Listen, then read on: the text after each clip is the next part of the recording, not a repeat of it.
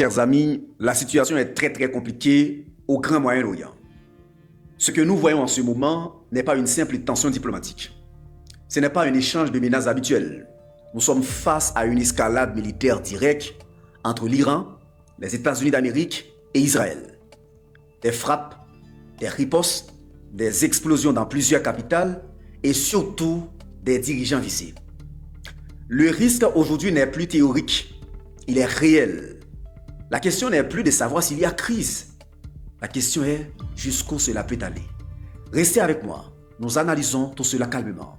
L'escalade militaire au Moyen-Orient franchit un seuil critique.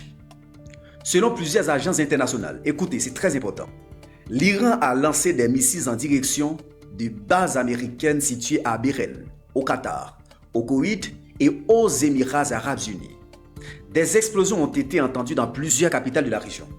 À Abu Dhabi, au moins une personne aurait été tuée après l'interception des missiles iraniens selon l'agence officielle des Émirats.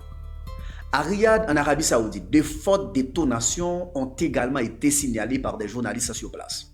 Dans le même temps, une source iranienne citée par Reuters affirme que plusieurs hauts responsables iraniens auraient été tués et visés lors de frappes menées par les États-Unis d'Amérique et Israël.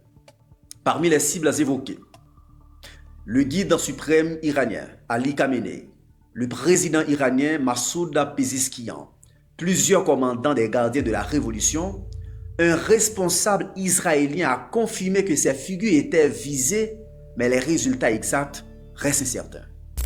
Téhéran avait promu une riposte en cas d'attaque.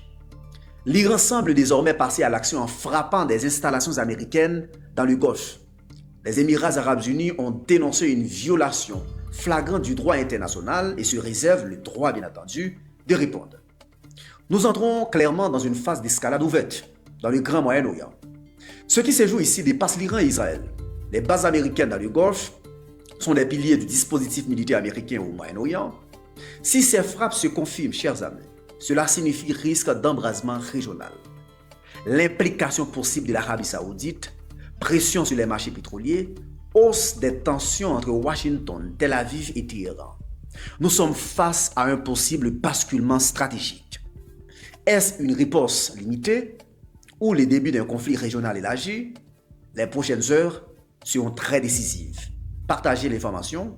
À très bientôt pour une nouvelle chronique géopolitique avec Wesley. Ciao. Je vous aime.